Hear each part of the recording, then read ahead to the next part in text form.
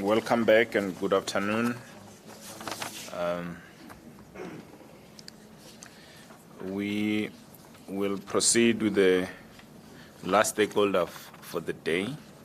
So we have Woolworths. So I'll hand over to Mr. Ngovese, who's the evidence leader. Thank you. Thank you, Chair. Good morning. Is it Mr. Baden Jaka? Did I spell it correctly? I pronounce it correctly? It's Baden Jaka. Baden Jaka. Correct. Okay, thanks. Rather good afternoon, actually. So we have an oath there in front of you. I don't know if you have any objections taking a prescribed oath. No problem. Okay, if you can say your full names and then read the first part.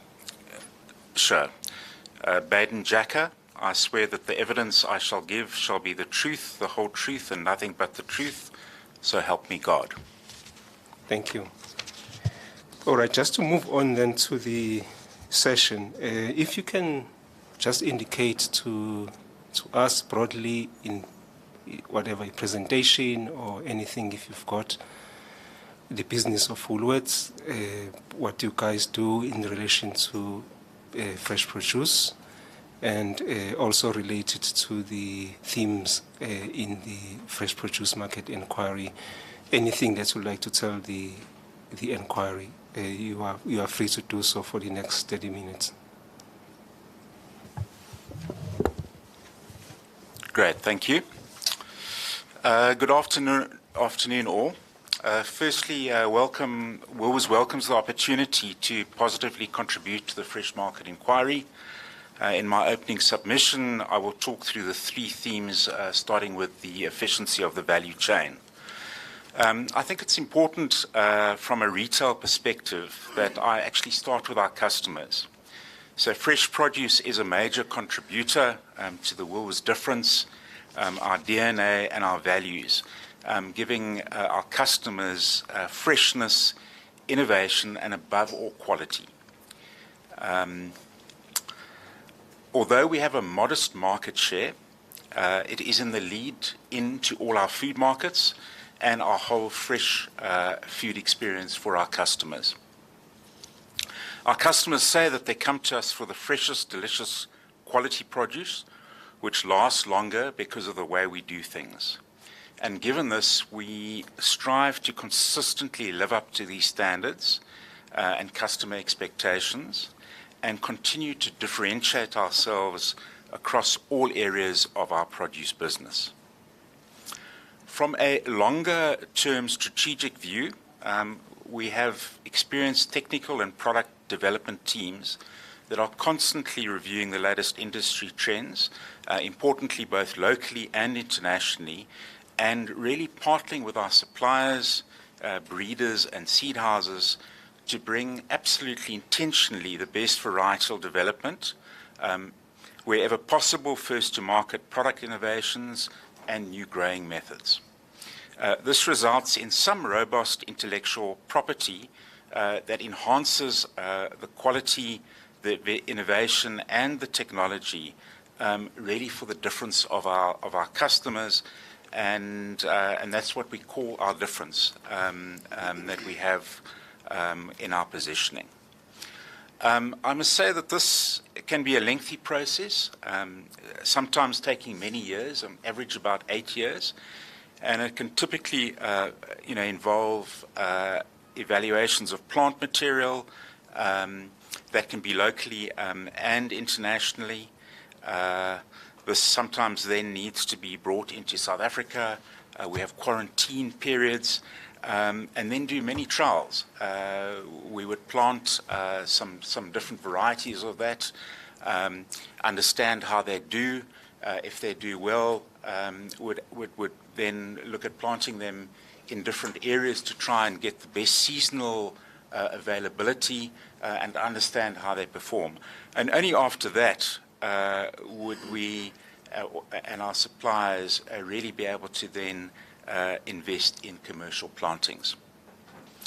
So to achieve this, Woolworths invests in a team of experienced specialists. We are fortunate to have some staff with many years of experience that really drive innovation and technology and constantly strive to deliver outstanding quality to our customers. To this end, we employ soil scientists, dermatologists, plant pathologists, and all these work in our technical team together to really drive this innovation, drive change on farms, to produce crops sustainably, and particularly best practices in pre-harvest and post-harvest technology to absolutely deliver product in the most sustainable manner. Further to this, we commenced our Regenerative Farming for the Future program in 2004 and then launched it to selected suppliers in 2009. Our vision is absolutely to drive sustainability through partnerships with our suppliers, to unlock the potential of nature to improve the quality of life of both our farming communities and that of our customers.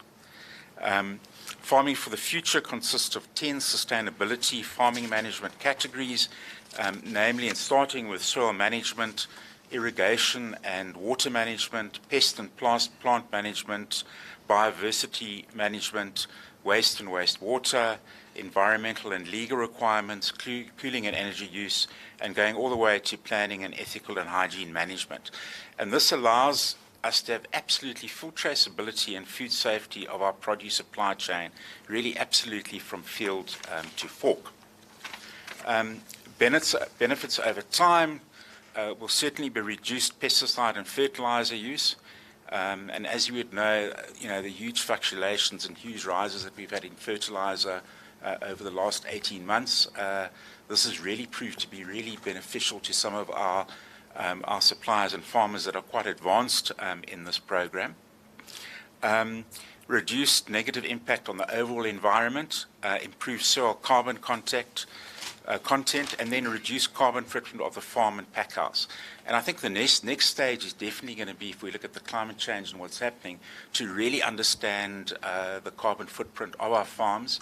And we're about to, shortly in November, embark on a conference with the suppliers to understand how we start understanding this and how we start accurately recording it for the future. Obviously, optimize water usage, improve nutrition. We believe in the long term and over time, reduced input costs and better financial sustainability. And then, very importantly for us, improved availability and quality. And I've spoken about quality absolutely being the cornerstone of what we do. All suppliers and outgrowers are registered with the program, and we are at different stages with it. We've got some very advanced suppliers. We've got suppliers that are joining, and it's been interesting to see how this works out. Often, to start off with, there's some apprehension of what those benefits are and some of the investment to start off. But over time, we found really to have good results. And as I said, with some of the things that happened, particularly in the last 18 months, really very favorable. So all our suppliers are different parts of the journey. We use Enviro Scientific as the registered professional science who verify the level of environmental sustainability through an on-site assessment process. And we currently have 373 sites. Now, some of these sites might be multiple sites of organization, and we can have outgrowers as well that have. But we have 373 sites that we currently have on the program. Then I want to really comment on suppliers. So Woolworths absolutely believes in long-term or loyal and mutually profitable relationships that are really built on trust at all levels. And although our suppliers are absolutely independent, we refer them to as our partners, and we absolutely see them as joint custodians of the Woolworths brand in everything we and they do. And we absolutely strive to have these partnerships based on openness, honesty, integrity, and fair trading, and always relational and never transactional. and it's an absolute striving. It goes back many years that this has been our philosophy. Likewise, we mutually respect the relationship that we have with the Department of Agriculture, Land Reform, and Rural Development, and we work closely on them in certain aspects of the industry. Woolworths uses a code of business principles to select and retain suppliers aligned to its strategy and suppliers who we share those values with. And these are always the basis of what we go back to for reviews to really help to positively identify any issues of concern and then absolutely areas for continuous improvement. New suppliers must meet the technical requirements to supply Woolworths and offer safe, traceable and particularly sustainably grown produce. Food safety is absolutely non-negotiable for Woolworths in ensuring that every product is safe to eat. We have some standards and ways of protecting this. Suppliers must be global GAP certified. We have IBL, which is an independent organization that audits our pack houses and packing procedures. And then we also have, as I've mentioned before, Farming for the Future certified. And then from an ethical point of view, certified by CESA, or increasingly as we've moved the benchmark to SEDEX from an international point of view. A new supplier may be onboarded to provide a crop currently within Woolworths customer offering, or supply crop that seasonally we don't have suppliers for, or we might have had gaps or availability sort of issues. But I must say that doesn't happen often. So we'll look for suppliers where there are gaps in those growing programs, and I'm going to go through growing programs in a minute. And also we increasingly found really volatile weather patterns in certain areas. So we're having to understand how we move things around to really ensure that we still have availability and quality because of what's happening. And certainly the last year we would have seen a significant impact that we've had in South Africa. Post-harvest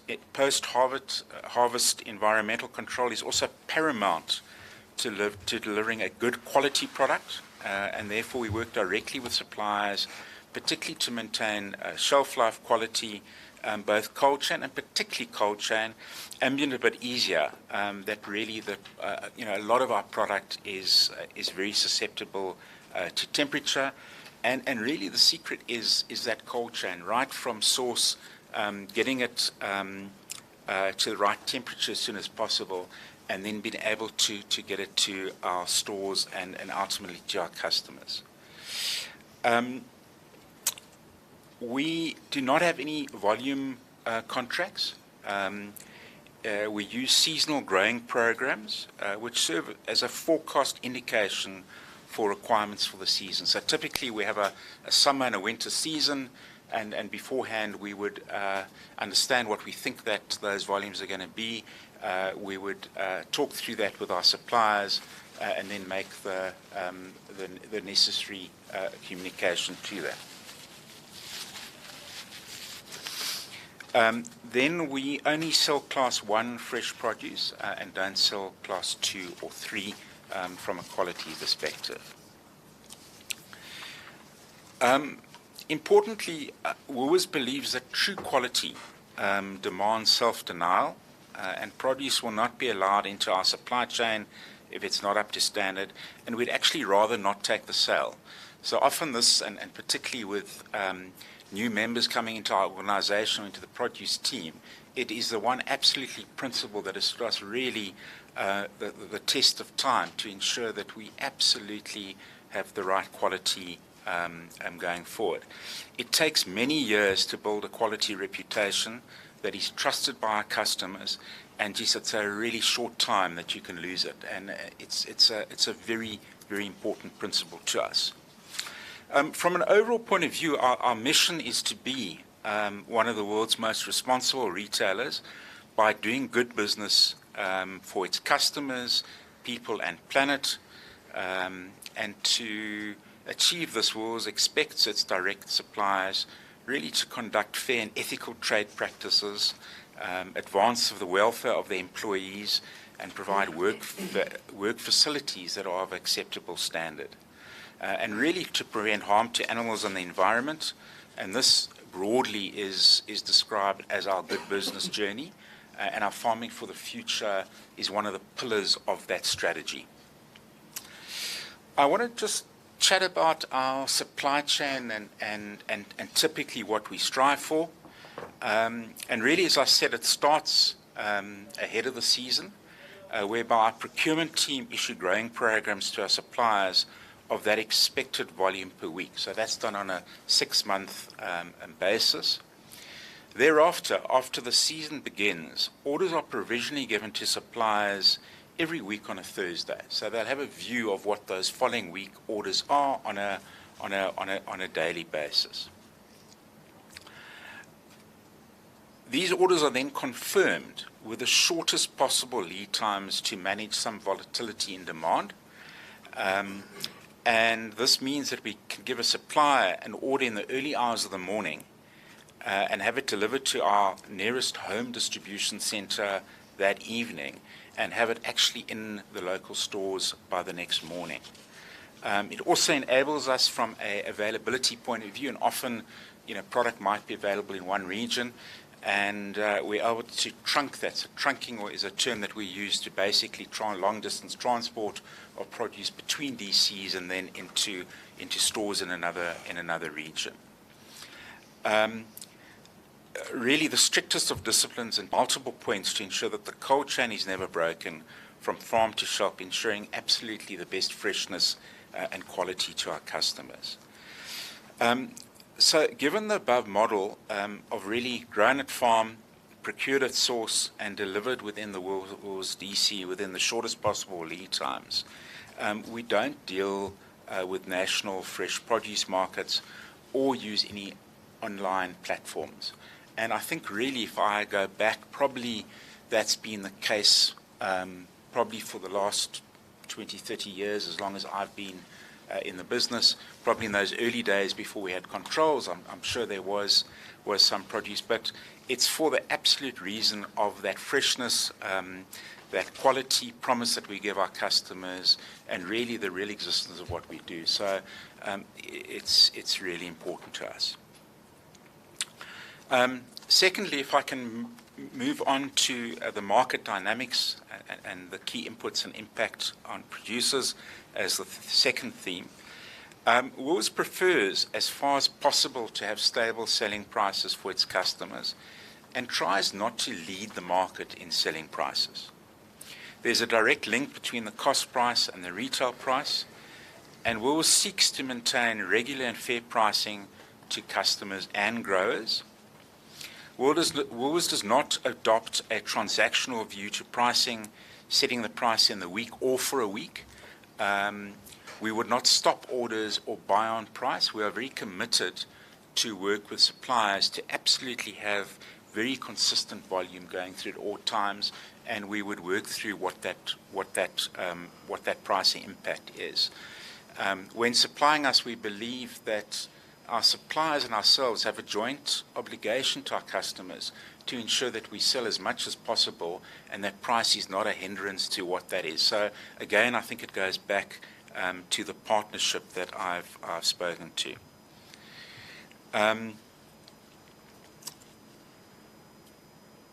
We try and mitigate cost price fluctuations as much as possible, taking a longer view on pricing and working with growers to manage inflationary cost inputs to ensure adequate and fair compensation.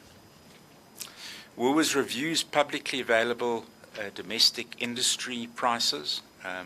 These include weekly pricing, Woolworths' own weekly comparative benchmarking, what the markets are doing, and particularly in fruit, just what's happening from an international market point of view. A lot of our fruit and the standard that we have is the same quality that it gets exported out the country, and we try and keep a view of what that means and what those markets are are getting. Again, that relationship often means that suppliers will continue to supply, probably at slightly discounted levels compared to what they could get on international markets, to safeguard the integrity of that of that crop and the markets that they support. Woolworths is also able to compare the cost prices of multiple suppliers of the same product and understand the effect of supply and demand mechanisms. We can also actually model that. So I haven't talked about, we've got a really sophisticated AI forecasting process, and we can put numbers in of what we think we're going to sell, and we can adjust pricing and understand what that is actually going to mean to our suppliers and what that means, and we do that in a collaborative way. Woolworths is moving in the future to look at how we even enhance that from an open book costing mechanism with exclusive suppliers, of really further cementing what that means. And already we've started it with one of our meat or protein suppliers, and we're trialing it in one of the produce categories. Woolworths' overall margins also have not increased. In fact, they are 0.57 or 1.56 less than in the period overall between 2016 and 2018. Woolworths is also continually looking, in conjunction with suppliers, at how we can improve efficiencies in the value chain to reduce costs and to provide improved values to our customers and fair cost to our suppliers. So again, over the last 18 months, there's been some huge cost increases. Our suppliers have had to really understand how they reduce all unnecessary costs, to enable prices and prices and our selling prices to still be of value with some of the high inflation issues that have come through. As I said, I think the industry is also going through incredibly challenging times, given these external factors that we know about, and then also some internal challenges, and with really significant impact on direct expenses, in particular, as you would know, fertilizer, although that's come down slightly now compared to the height that it had from the Ukraine war, insecticides, but equipment, in particular diesel, along with the challenges of load shedding and the extreme weather conditions. We also expect, particularly in vegetables and salads, where you don't have the export market, that increasingly we're going to have to invest in probably covered protection of certain crops and more investment into those growing areas. I think we've been hit with some significant disease issues, again, over the last 18 months to a year, that have swept through traditional growing areas that we didn't have those sort of issues.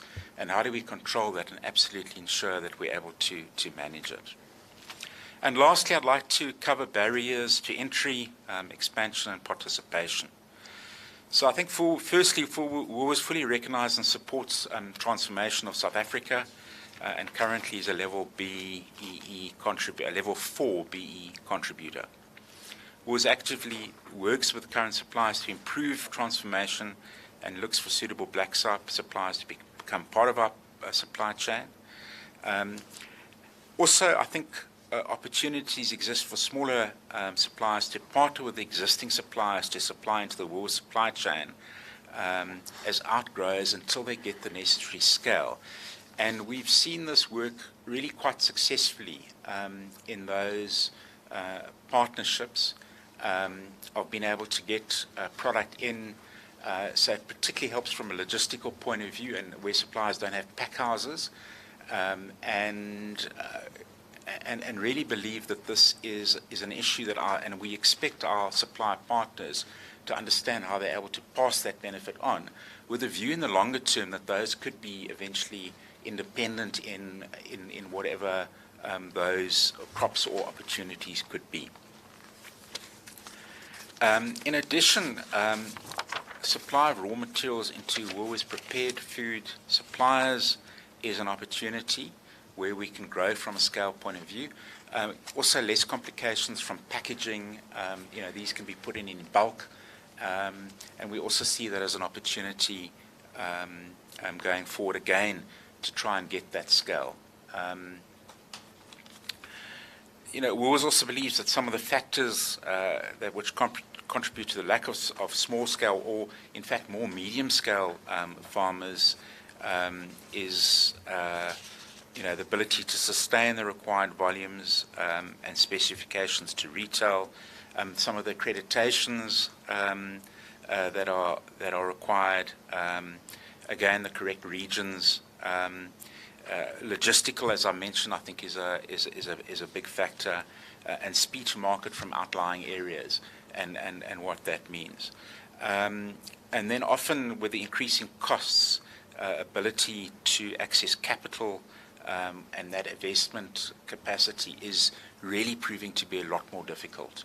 And really, if you look at the price per hectare now of planting and taking product through the cycle, it's a real cost. And I think sometimes people think farming is easy. It is, particularly in the circumstances that we have, and from a financial point of view, is difficult.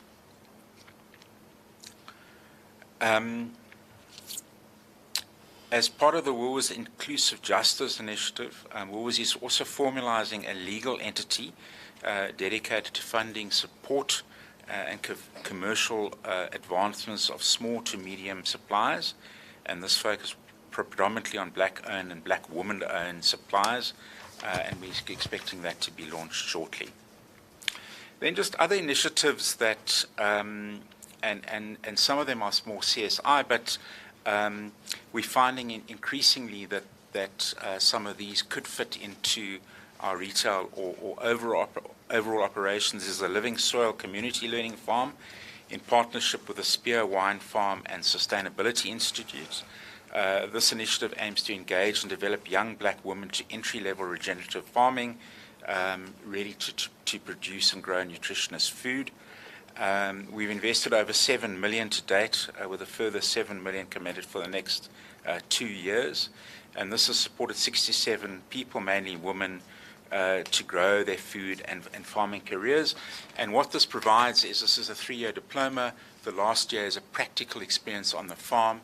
And we are also hoping that some of these candidates will be able to enter the industry and into some of the farming operations that we have currently with our supplier base. And then the Timbali Technology Incubator. This is connecting small-scale farmers in Mpumalanga to viable markets, allowing them to grow into independent businesses. 26 farmers, 100% black-owned and 77% female farmers. We've invested 850,000 in this to date, with another 980 committed for the next 2 years. And these farmers have generated over 800,000 in Q1, and year-to-date sales of over 2.7 million. And this was a considerable increase on last year of over 69%. And then for the first, and these are still small, but farming on average between 2 and 3 hectares. And we, for the first time, are now introducing these suppliers into our supplier base. So FarmWise, which is one of our potato, butternut sort of hard veg suppliers, now will start delivering in for the first time. Then the Amabedila program. This is training 30 young people and 284 small-scale farmers in sustainable agriculture practice in the Eastern Cape. Here we've also spent over 870,000, with another 1 million committed for next year. And this has impacted on 284 direct beneficiaries and over 2,200 indirect. And this is mainly for own use and then supplying local spaza shops. And then Tanda is providing community members in KwaZulu-Natal with an avenue to grow their own food to feed their family, as well as offering the farmers an opportunity to earn an income for their households, and really is designed to stimulate the local economy. There we've got 330 active farmers, and again over 880 invested to date, with a further 1 million committed for the next year. This has really also created some value. And 57 farmers, the top farmers, sold their produce to the value of between 1.8 and 3.7 million in April, May, and June. So we're excited about the prospect and some of the meaningful change, particularly that this program has developed.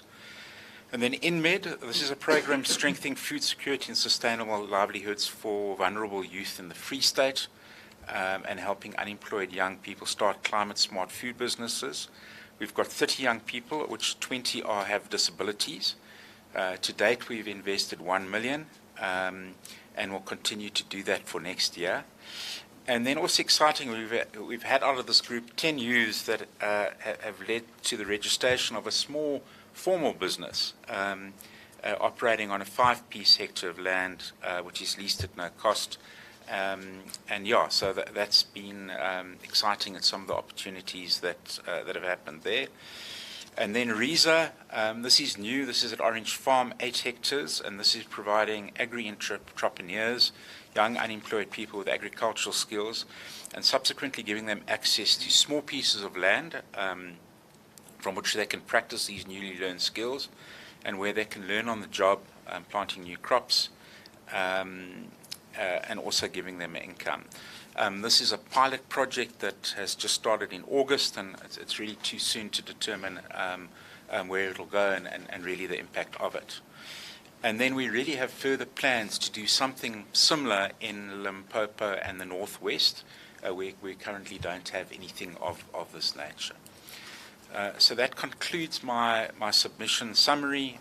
Thank you for the opportunity to share this with you. I trust that that's covered some of what we do and has given you some oversight to the Woolworths produce business.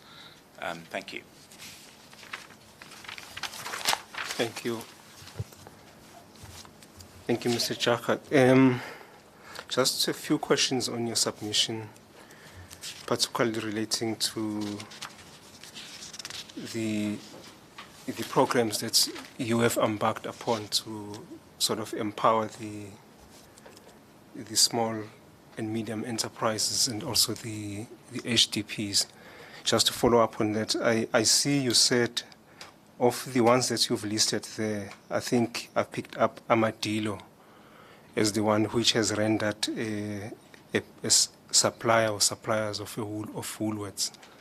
Is that correct? The actual one, that's Timbali, yes. So it's one that has produced a few. How many of them? So one so far that's going to be supplying farm-wise, so that's about to start. Okay. And then we have our procurement teams doing visits with Timbali in February next year to understand ones that have progressed and where those opportunities are. Okay. And certainly it's led to thinking to see how we could potentially understand where these opportunities are that are in close proximity to certain of our main suppliers. And could that be an opportunity then going forward? Yes. But these are still, it's small, but I think it's a start of potentially of putting back and understanding. I think some of the questions that were posed originally. Yes. On your list of suppliers for fresh produce, I presume this is not the only pool that you are getting your suppliers from. You also probably are getting your suppliers, listing suppliers from the general farming community. Absolutely. So this is a very small, this is really CSI stuff that, so this is not suppliers that that supply regular produce at all. Yes. So how have you performed in terms of growing your list of small and medium enterprises and HDPs as suppliers of your fresh produce, perhaps over a period of 5 years? How have you fared on that angle? Have you managed to get a few into your list of suppliers? We have some, and as I've said, our probably success rate is more what we call outgrowers, where suppliers are then able to supply into existing suppliers because of the constraints that I've mentioned around particularly cold chain, pack houses, and logistics to get it into our chain.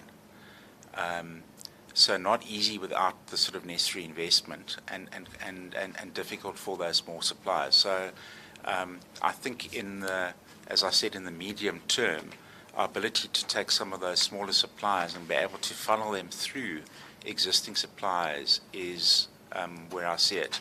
In the longer term, if we're ever able to then have the right volumes and the investment to have a pack house, that certainly would be something. I'll give you an example. Fukuru Farming has been supplying us for the last 2 seasons. He's a small supplier doing chilies and marrows and a few other products. And he supplied into 3 suppliers, and also difficulty finding his feet, etc.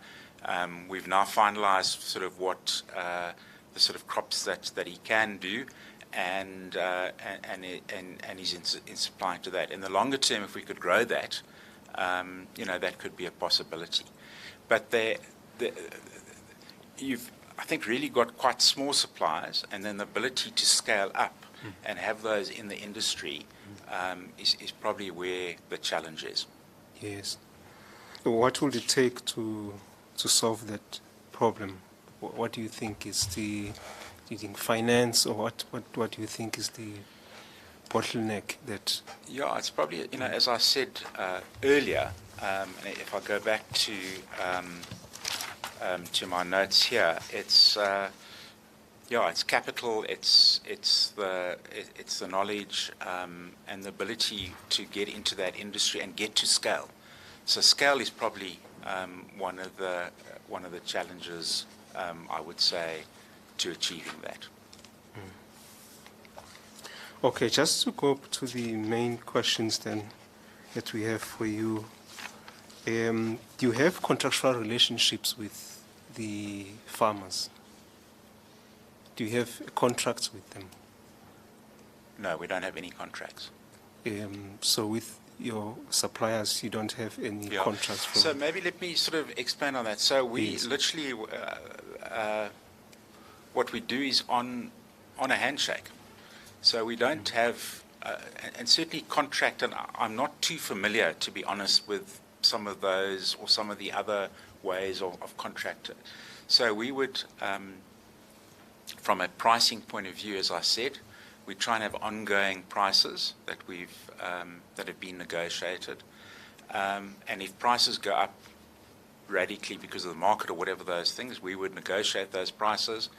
And what happens is that when we send out our purchase orders that go with every single order, the price that we would, and we do that in weekly buckets, that is the price that we pay, and that's effectively the contract. But we don't have any long-term contracts that we would say for 3 months or for a period that we would have at all. So it works both ways. We really want to work in a real partnership position with our suppliers, or understanding what's happening in the market, what major cost contributors are, and we would work accordingly. I think our suppliers also realize that, and also have want to keep those particularly selling prices in the climate that we are as low as possible, and realize those pressures. And when prices go up, volumes go down, and so it is partly market related. And as I said, we try not to lead pricing. We're a modest market share, and we would follow. But we have absolutely no longer or medium-term contracts in place at all. Interesting. So they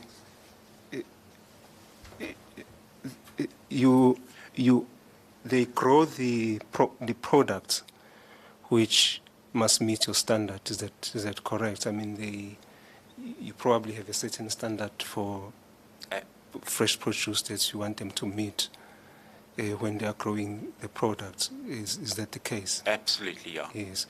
So we absolutely, we've got continually our technologists in the field, our procurement staff that are continually in the supply base. We work absolutely with them. If there are issues, we'll be in the supply base. We're working from a technology point of view on the challenges that we have. As I said, some quite severe disease pressures that have happened of late, particularly in vegetables. In brassica, we've had a really dreaded season. So we absolutely work in partnership with suppliers to do that.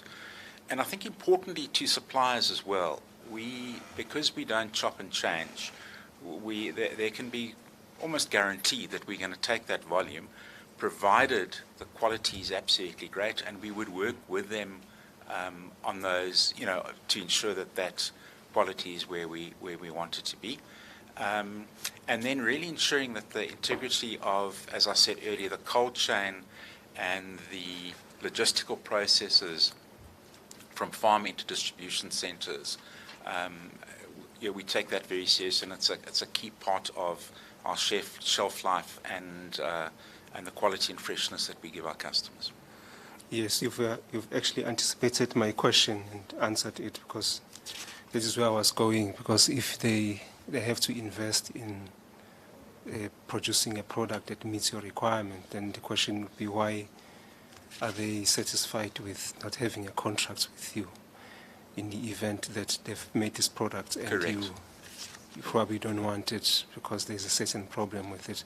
But maybe the next question would be, if the products that they've grown for you does not meet your standard, are they allowed to then sell somewhere else? What is the arrangement regarding that? Yeah, absolutely. And we would absolutely encourage that. Food waste is a huge concern for us. And again, as we look at our product and at our standards, how do we affect food waste? Do we trim too much? So we really are evaluating and understanding what that means, and we would absolutely ensure that gets to a rightful place. But does that happen? Does it happen Yes, that I mean, they don't suppliers meet your supply the standard? market, and have other outlets for product as well.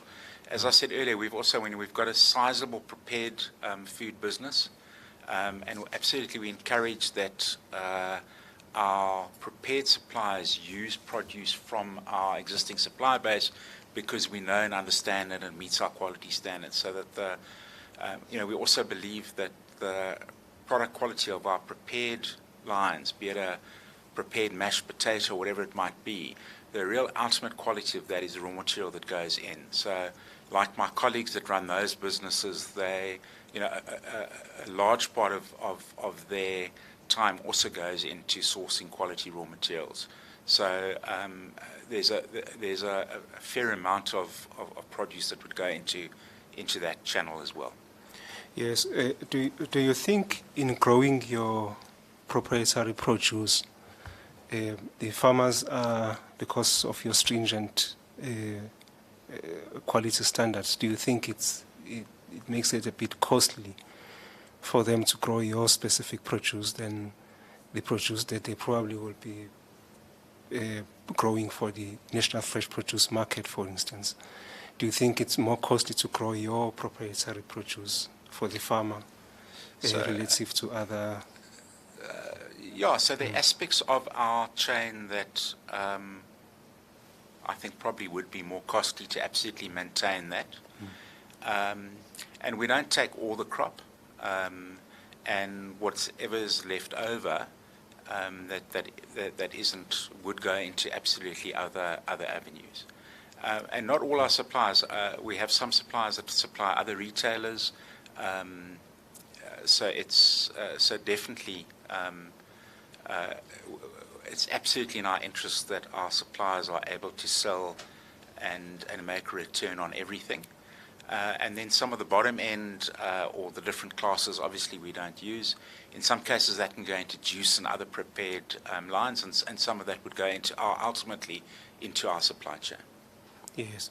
Have you found that the producers, or rather the growers, are willing to contract with, of course, on an informal basis with Woolworths, given the fact that it might be costly for them to make products for you? And then if you don't offtake them from them, then they will need to go and sell it in the market where they compete with other probably cheaply produced produce. Is that not an issue that probably hinders the growers from? No, I wouldn't say so. I wouldn't say so at all. Okay. No, not at all. I mean, yeah, we believe that it's also an advantage for suppliers to supply us. We've got many suppliers that have been supplying us for many years, and as I said, those are long-term relationships that we cherish, and if they weren't making the right returns, I'm sure they wouldn't be doing so. Yes. I think it's the mindset and it's the overall strategy that's important to us, and I think as things change and as I think are absolutely going to have to look at sustainability in a bigger way. It's been interesting as I think farming has changed, particularly some of the bigger units that that understand that and are able to use that effectively. Yes, but do you yourself look at what prices are obtaining, for instance, at the National Fresh Produce Market, in checking whether the prices that you are paying to your growers are comparable to some extent to what prices are in the other markets? Do you make that benchmarking comparison? As I said earlier, the market prices we watch and understand, particularly with shortages and where we stand, and that is a key indication of what's happening and what the availability is, in the country. So it is a stat that we use. Often the prices aren't comparable, but it's understanding if we've got a base pricing and there's a base pricing of the market, of what that relationship is. What is the normal relationship between the prices at which you procure your produce from your listed suppliers compared to the market? Is it normally higher than the market, lower than the market? What is the normal? Yeah, so I must tell you, I'd have to check that detail of what those averages are. Obviously, Yes. the buying team, looks at that, and I think it's probably very different depending on how commodity it is and what it isn't. And they would, I think, have some specific benchmarks that they would understand. Yes, and still on this question on price, if you look at the spectrum of your products in your stores, not just fresh produce, you look at the margins that you derive from your entire range, and when you compare with the fresh produce, are fresh produce margins higher than the average margins on your entire range of products that you supply as Woolworths? So we have very different margin structures depending on what the industry is. And I think we'd be very happy to provide that, to the Commission, I think confidentially. Yes. We're able to certainly give that to you from that point of view. But they are very different. And again, it's generally industry related. And then within the industry, often you would have almost the more commodity lines that often would have really quite low margins. So it really depends on where it is. And then you've got to look at the overall package of it. I mean, the grocery industry is quite different to fresh produce. Yes. They all have their nuances. Yes. So, but you can indicate, I know this might be confidential, you can indicate in this platform roughly, if you just look at your aggregate margins for your entire product range in total compared to fresh produce as a separate SKU, if you call it. So I just want to make sure I understand your question. So are you asking what the average margins of fresh produce are compared to other categories with Woolworths and perhaps in the total, overall? yes. I'd probably really like to provide that information. Okay. And we can certainly do that. I'm not looking for the exact figures. I'm just asking. Yeah, Is so it there high, are, is it low compared to answer to your the question, there aggregate? are huge fluctuations in margins between them, yeah. All right. And then even in fruit and vegetables, there would be different margins depending on the commodity of the product. And sometimes how special it is. I see. Okay. Just then, I understand there is a thing called Code of Business Principles. Can you just explain that for us, what it entails? Yeah, so it's the code of principles. Again, we quite happy to provide that to the Commission, but it's the and I think it might have even been in the pack. But it's the principles that we deal with suppliers, how we categorize them, based on how we do business. Yes. And it's not a secret. We, in fact, recently we did a survey with them to see if everybody agreed with them, and to make sure that we are.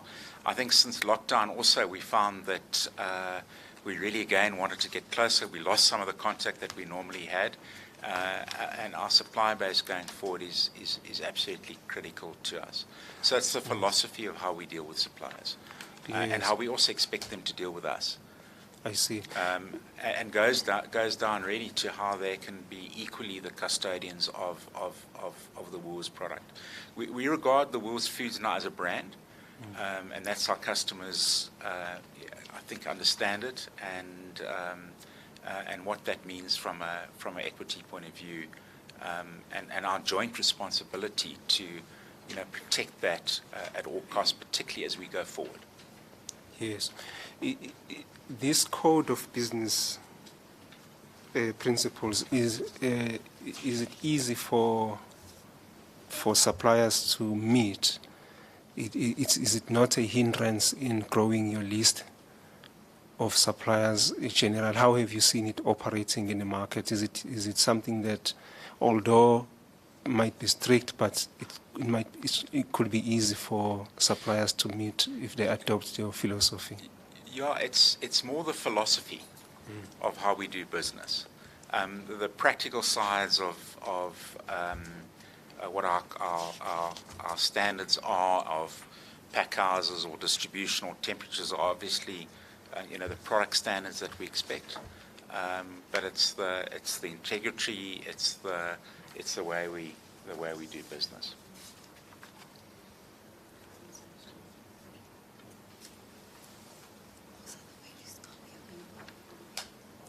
So again, we're very happy to provide that. Okay. Sorry. Sorry, it's Annexure D in your Yes. pack.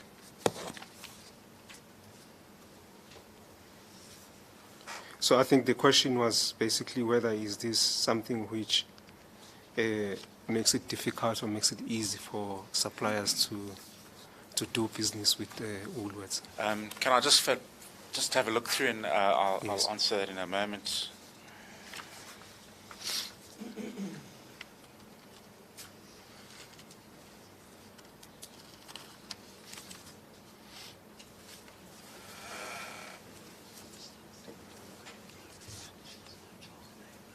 Yeah. Yeah, these are the basic principles of doing business correctly. So I don't see it at all being a hindrance to doing business. Okay.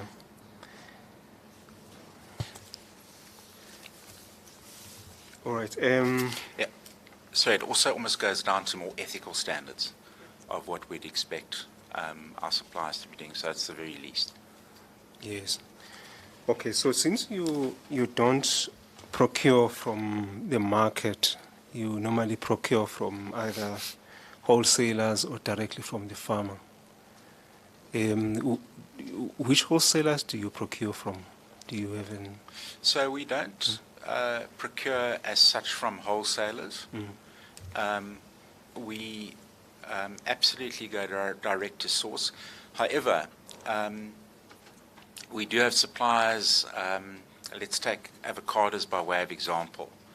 We'll have 2 or 3 sites of avocados where avocados are ripened, and that supplier would be buying in from absolutely suppliers as the avo season moves around. I think all avos now are locally. Probably before there would have been some international procurement, and then that would supply into us.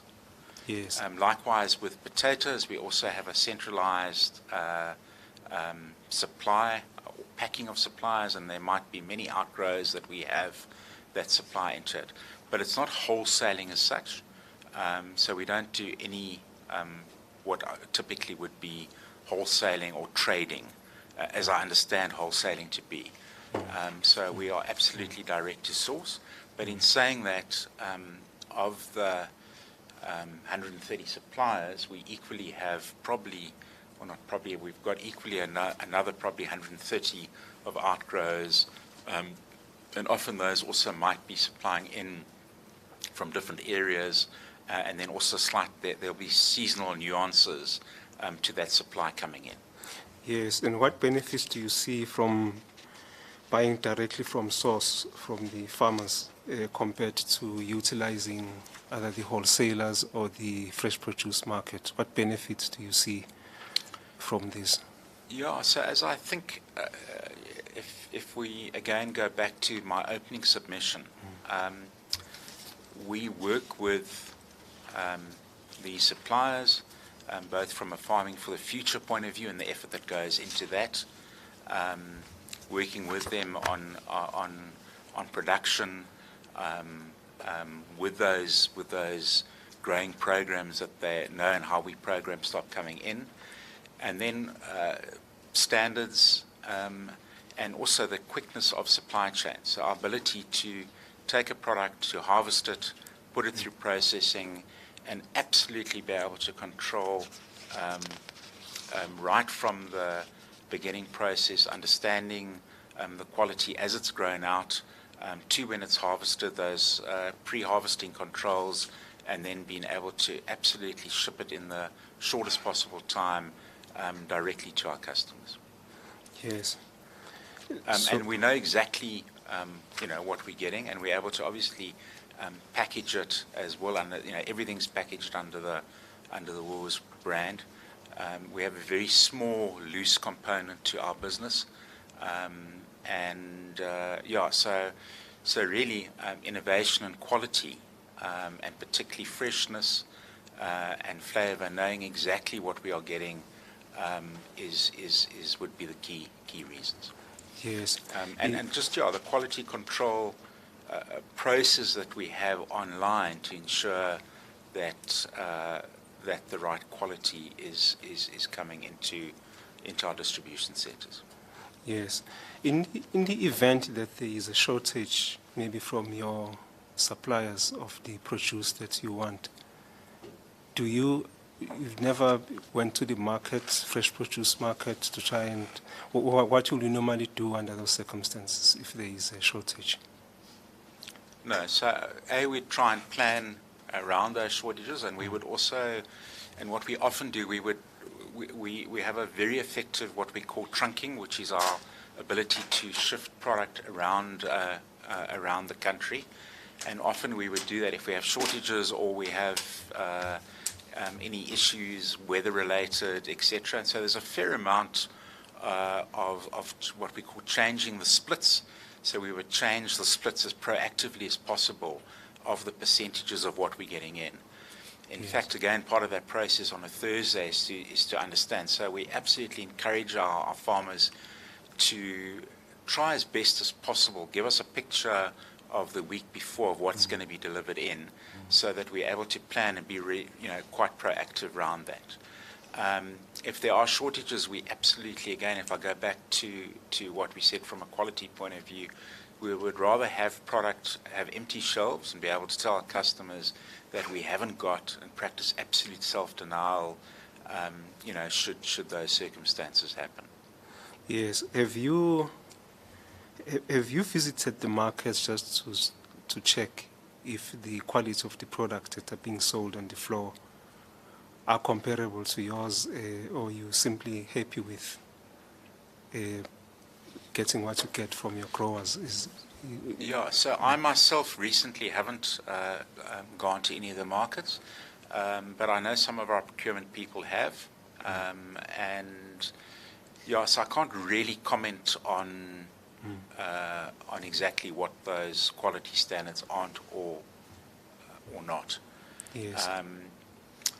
What I would say is that certainly there's a timing process, and then and again, so I'm not an expert of how it works, but all our product as well, it gets processed, packed into what we call lugs.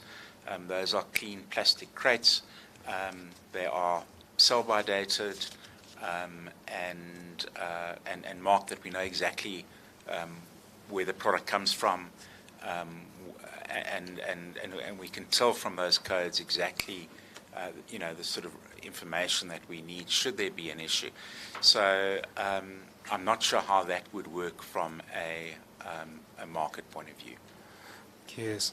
Do you think understand that you try and sell class 1 fresh produce, I think that's what you call it, as defined in the regulations, agricultural product standards.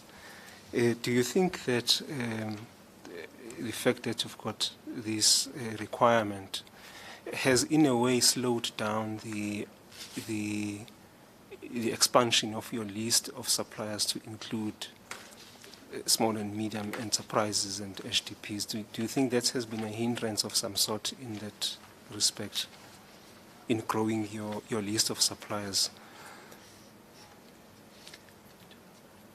Yeah, I'd have to just consider that. I'm not that well versed in typically per product area what's class 1, class 2, and 3, given that we only do class 1.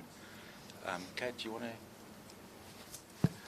So our class 1 standards, or the class 1 standards set by the industry, are often our standards are higher than that, and that's our standards that we set for ourselves.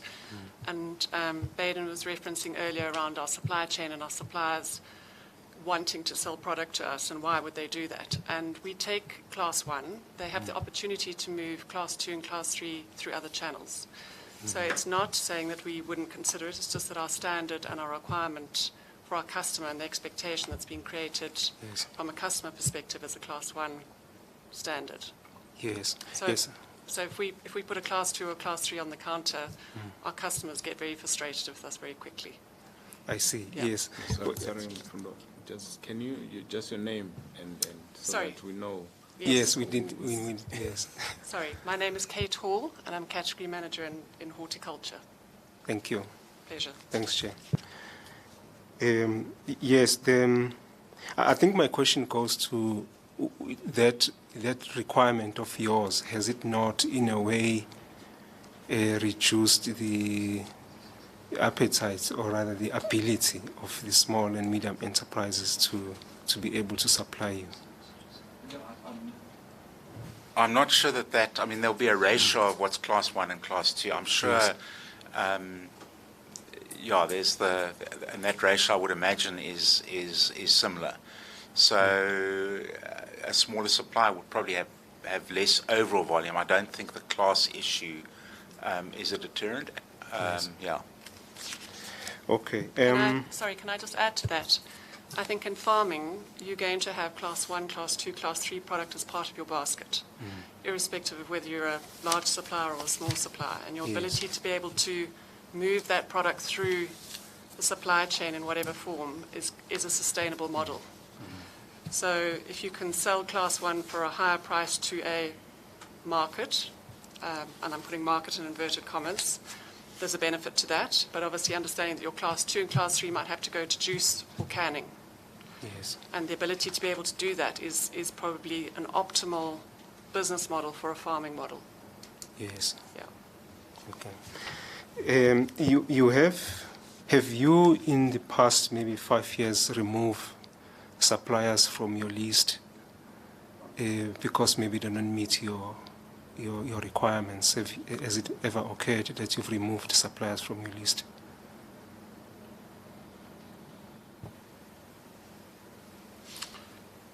Yeah, I don't think, I'm just thinking back, but no, it's not often that we've got a very stable supplier base.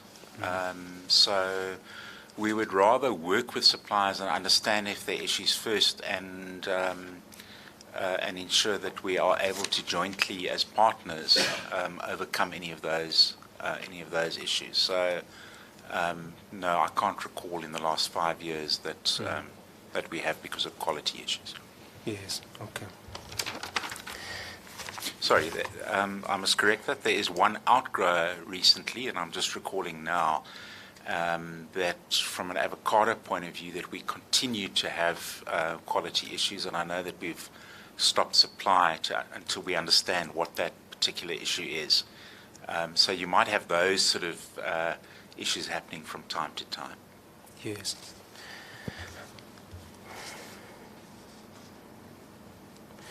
Okay.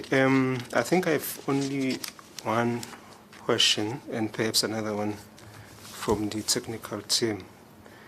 I mean, generally, it is known in the market that woolworths tend to be, in fact, in various categories, it tends to be a little bit higher compared to the other retailers. Do you accept that? Maybe you don't accept it, let's start there. In terms of retail prices? Yeah, we absolutely strive, and I think if you look back or look at research over the last 3 years in particular, you'll probably find that the comment around our pricing has improved. We are working very hard on how we give great values to our customers. Customers also in certain areas do pay for the quality that we provide, and in many instances, I think you've got to look at the overall quality. From the ingredients that we use, the trim that we would often remove, that you're able to be able to consume everything that you purchase. So values is very important to us. And we also are spending a lot on value delivery, which is a more formalized part of our business now, to really understand where we can get rid of any unnecessary cost. And as I said earlier, how do we either put that into product or also ensure that our supply base is sustainable. Yes. So there is a bit of value add that you provide that's probably the other retailers are not providing, that allows you to price at what you are pricing. Yeah, there is a value, and again, it depends on what the categories are and what our strategy is in that regard. Yes, specifically fresh produce. Okay, so yeah, we believe our prices are competitive, and we work very hard on doing that. As I said, we formally monitor the market and our competitors to understand what those differences are, and we understand and have benchmarks for what we believe is acceptable. Okay. I would like to go through with you on certain information. It might be confidential. It's relating to your operating profit. I don't know if we can discuss on this platform. Yeah, so I'd rather, if we can, do that confidentially. Through you, Chair. All right, no, thank you. So this is basically it's the annual financial statements, which I believe are public. Okay, so maybe let's do this. I think let's take all the questions, and I think if there are those that require an in-camera session, then we will. I think let's do that at the end. Yes, I think I'm finished with my So you're other done with ordinary that? questions. Okay. Yeah, because I have just this- want to make sure that the logistics are clear, that we can still transcribe, but not showing the live stream. But I think it's better if we cut it at the end and then have a closed discussion. Yes. Okay. Yeah. Thanks. I think I'm finished then All with right. the. Okay. No, thank you. Mr. Mara, do you have some questions? Thank you, Chair. Mr. Jaka, I think a couple of clarifying questions from me, and it's mostly to understand some of your statements a bit better. I think the first question I had is around this idea that you don't have volume contracts with your suppliers. So there's no offtake agreements, there's no sort of minimum volumes or maximum volumes even. It's what you call a growing program. So I just want to understand, I mean, does that sort of mean in practice that whatever the farmer harvests, Woolworths buys, obviously provided it meets the quality standards? I mean, how does Woolworths then sort of manage its volumes through the growing program? I think that's what I want to understand. Yeah, so no, we don't. So we don't buy more than we need on a weekly basis. And what typically would happen with our suppliers that if we're either going to be above growing program or below, and generally that would become a progressive issue. So there are some sort of short-term tactical opportunities of doing extra promotions, looking at pricing, and those sort of opportunities. But else we would recognize and we would engage with suppliers to say that we are not able to take that. We've got it wrong, and they would look for other opportunities to move that stock. So that's how we manage that scenario. And I mean, does the growing program, does that contribute towards efficiency of the grower? So as opposed to saying I need X amounts of volumes in this many months, is it more a situation where there's a program that says plant this by this date, you might have that supply by then, I can take some of that? I mean, does that sort of contribute to, or what is the position from an efficiency perspective? So again, our suppliers would have other outlets for product on an ongoing basis. Shorter product, letters, etc., from a 12-week or whatever, often as those planting cycles would happen, suppliers would check in with our buyers and just make sure that they are on track, particularly if orders go up. Do we expect those orders to continue? Some product is incredibly seasonal as you're going into peak. So difficult to forecast exactly what that's going to be. So really it's an indication of what suppliers will do, and we'll work with that on a continual basis. So so I hope that sort of answers your question in that regard. So and sometimes we'd update those programs very much for the next sort of growing cycle if we needed to.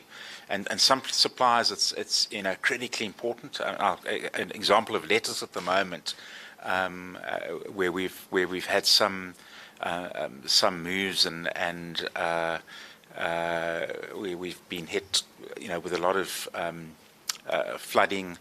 Also, the weather has been just that much more cloudy, so things haven't grown. So it's really quite a dynamic situation often, and our buyers would be liaising with suppliers. And likewise, that's the one aspect. The other aspect, we have shortages that are probably too high at some times of the year. So equally, it's a bit of a give and take, and we continue to strive to improve that. We recently, as I did mention, invested in a new forecasting tool, which is really providing far more accurate forecasts at a store level. And we're investigating whether we can actually start using that information for growing programs, which will be more dynamic, it's more AI-based, and be able to really have that more effectively controlled. Where at the moment it is based on history, it's based on spreadsheets, and how do we make that more accurate with the absolute goal of, to a certain degree, supply efficiency, but equally to say that we've absolutely got that stock at the right time when we need it. Yeah, and I think, on that point, is it what I'm driving at or trying to understand, does the fact that you don't use sort of minimum or maximum volumes, rather the growing programs, does that ensure more flexibility, both on the side of the supplier, but also on the side of the buyer, being Woolies? Does that sort of give you more flexibility? And I'm asking this from a participation perspective. Is it easier to participate when you have a growing program as opposed to a minimum offtake agreement? Yeah, so I'm not familiar with offtake agreements, but certainly it gives a guide, and I think gives suppliers the confidence that we'll take stock. And I think one of the I believe advantages of doing business is that we do not chop and change orders because of price and other things. We absolutely stick with it's based on a long-term basis. So we will. Volumes might change according to it, but often that is it's predictable, over time. All right. I think what we also heard is, and I think it's in your submission as well, is Woolworths requires global gap certification from its producers, from its growers. And our understanding is that, global gap is the sort of gold standard, particularly if you're in the export market. If you want to export, there's no alternative but global gap.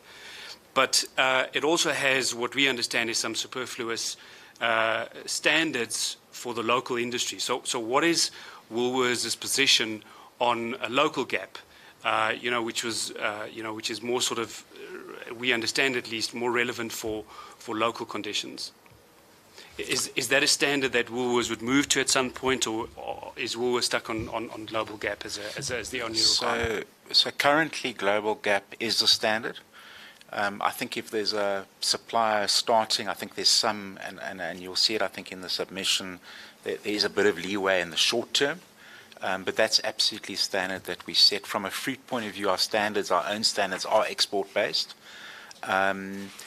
But that's a question that I'd have to almost refer to my technical colleagues to understand exactly what that difference is. I'm not exactly affair with whatever that local standard would be, but currently not. All right, thank you. I think, and then again, from just a clarity perspective, I want to understand you correctly, and I think you mentioned this in the context of corporate social investment. The way that if you're an SME and an HDP supplier, that you start off small and you get things wrong for a while and then you start getting better. Was my understanding correct that they supply into another supplier who then supplies Woolworths? Or are they a self-standing supplier that supplies Woolworths but just small volumes? No, I was referring to, and effectively in our the way we would describe it is an outgrower. So it's an independent unit. They would be selling product to a direct supplier of ours, and that product would then be invoiced by that supplier to Woolworths. But a very effective way of being able to, for us still to work with that particular outgrower around standards and all the rest of it, and the ability then often to then get it into our supply chain, where for a small supplier to be able to have the cold chain transport and have at the sort of volumes and going in every day where, and again, I'm using examples, he might not have everyday product available, and when he has got his days, he's got a smaller vehicle, still refrigerated, if that's the standard of depending on what he's delivering, that could go into a major supply and then get delivered in. And in that case, and this is also important, we believe that our suppliers have an obligation also to, how do they develop the industry, how do they work on transformation, and often those suppliers might have technical people that can also help with, with any issues and adding to the quality and the return, etc., of that supply, depending on what the circumstances are. So again, the example with FarmWise, and this is, they've got extensive technical support that goes into the field, and I know in one of these, in fact, two of these cases, that supply would be coming into that, and then almost indirectly into the Woolworths supply chain. Right, and the outgrower program, is that, or the outgrower supplier, is he managed or she managed by Woolworths, or is that a relationship that's solely between, for example, FarmWise and the outgrower? Depending on what the circumstances are. So generally they would be run by that outgrower, and that relationship would be managed.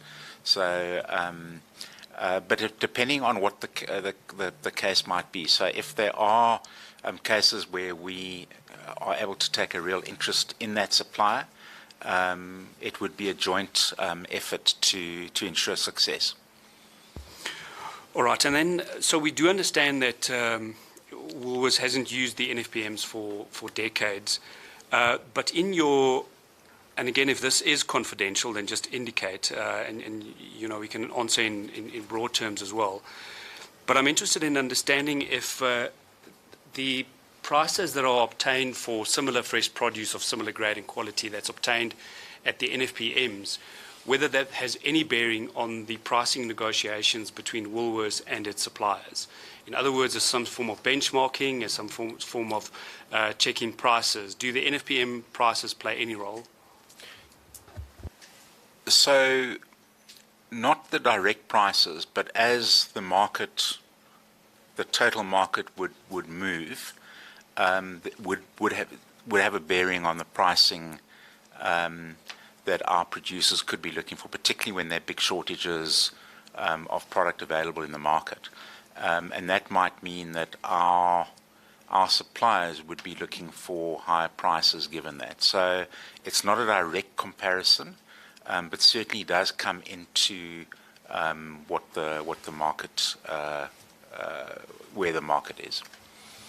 So would you say, I mean, there's the NFPM pricing acts as some constraint in your own negotiations? So, for example, a supplier says, well, the price of potatoes is double what I'm getting from Woolworths. I can just as well go to the NFPM with my class ones. I mean, does the NFPMs act as some constraint in your negotiations, or doesn't it play a role? So I wouldn't say it's a constraint in our negotiations, but it certainly it would play a part from our suppliers. And again, particularly if it was going to be an ongoing cycle, one has got to be absolutely understand what that means. It would mean, in all probability, that the overall retail prices would go up, and we would not want to benefit from that at all, and wouldn't, by putting up our selling prices, we certainly wouldn't profiteer on that by any means. Thank you, Chair. That's my questions. Thank you very much, Mr. Murray. I just maybe just to also understand your submission well. I think there are some, and it's really a basic question, I hope, on page 7, which talks to your market share, right? I don't know whether this is a confidential number that you have estimated.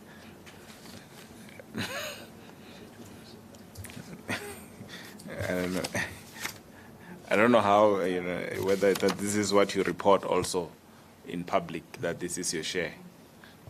Yeah, so I think the direct market shares, and as you go into detail, would not be public knowledge, Chair. Okay. Now, maybe we'll ask more here. What I need to know then, who do you regard as your most sort of direct competitors or competitors as Woolworths for fresh produce? I think the products that we are looking at, tomatoes, bananas, and so forth. Who are your competitors? Yeah, so our in South competitors would be the rest of the formal retailers. And then to a certain extent, probably some of the farm markets, etc., if you look at that indirectly. If you look at it from an online point of view, sort of the advent since COVID of boxes and subscriptions, although I think it's a fairly small part of the market. But certainly the rest of the formal market would be our competitors, generally in the same sort of trading in the same sort of areas that we trade in. So when we look at class one, just the class one products, who are your most direct competitors? So those that you flag as presenting some constraint to you as you price. So who's competing with you? Yeah, so it would be, I would think, Checkers and Pick and Pay, and Spar as well. I can't really comment exactly on what their policies are and what they have between the different classes, but certainly from a class one point of view and where we set our standards is at class one. No, I'm not asking you to comment about their own classification. It's your own observation. So a market observation that you sell bananas, these are your competitors, and maybe you might respond to their pricing if you have to. But you obviously probably have to respond to your direct competition.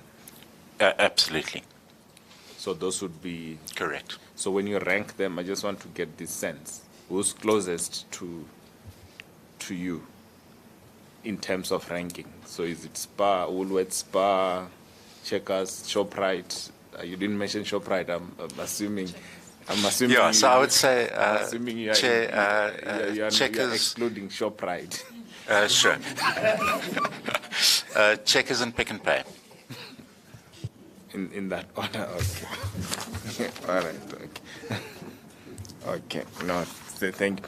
The reason why I ask this is I think at some point we'll have to compute the market share and just understand the market, what's the state of play. So if we have to, I don't know whether it makes sense to categorize the products in terms of the classes, just so that we can understand exactly the state of competition, right, in the market or the channels. I think you can maybe comment on that if you have to.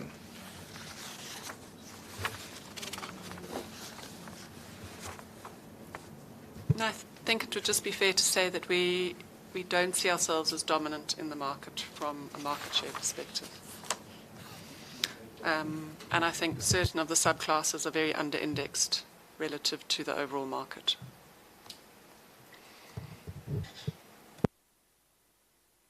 Right, no, that's okay. I just needed to understand, because I think you've explained how differentiated your offering is, and we need to either decide whether to include you in the market or exclude you. Right, so I just want to understand what market are we looking at.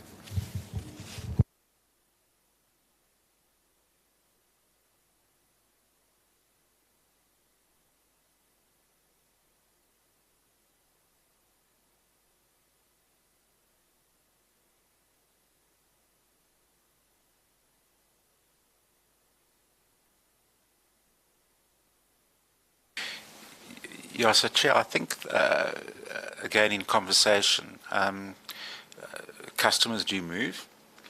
I think particularly in high inflation times, as we've seen. So it won't. Our strategy is still our strategy in what we do. So I don't see us changing that in any way. Trusting that customers will always come back for quality. Okay, thank you for that. So when this, maybe I'll ask you this question in there, because you've mentioned something about fair compensation, right? I think you did provide us a lot of information here about rebates, but now I could just ask you only about the one element of the terms, which is the payment period, or the time you pay the farmer, all the farmers on your list. What's the average, or if you are able to give some indication? So I've seen there's a range. There's a shorter range and there's a higher range, but what's the common number? Chair, again, very happy to share those details, and we can do that afterwards. Thank you. We'll deal with that. We'll deal with that maybe in this session. Maybe let's just do that. Maybe the last question. Maybe if you are able to just expand on this enterprise supply development program and how it benefits SMEs and the emerging black and black-owned businesses in the Woolworths value chain. I know you have reflected the numbers that you've spent on. If you are able to share this, I think that could be helpful.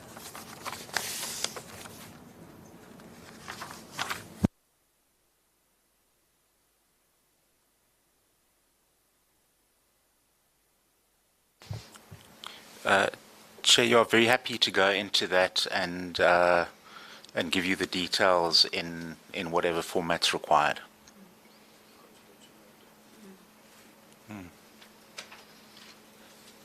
So can you comment just on the impact? I think you have, I don't want to quote these numbers and then you call me out. So if you can maybe explain what you are able to in a public setting, what has been the impact, particularly as it relates to the support of SMEs over time, and where you started and where are you at this point in time? Chair, can I ask you which point you're referring to specifically?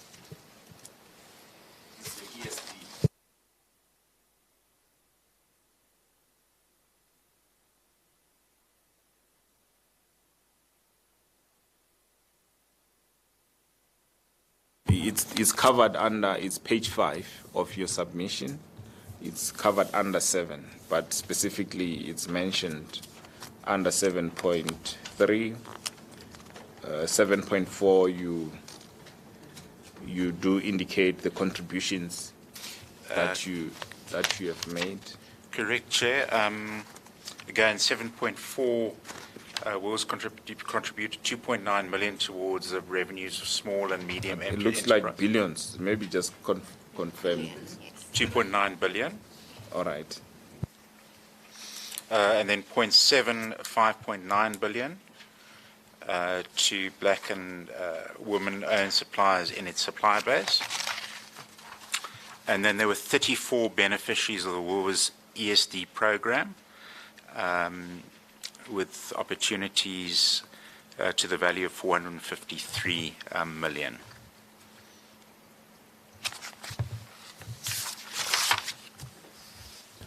No, thank you for that. Maybe what we can do now is to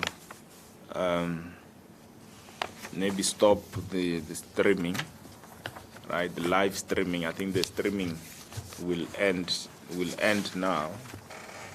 Just for those following us on the live streaming, we will resume tomorrow, which is Wednesday, the 25th of October at 10 a.m.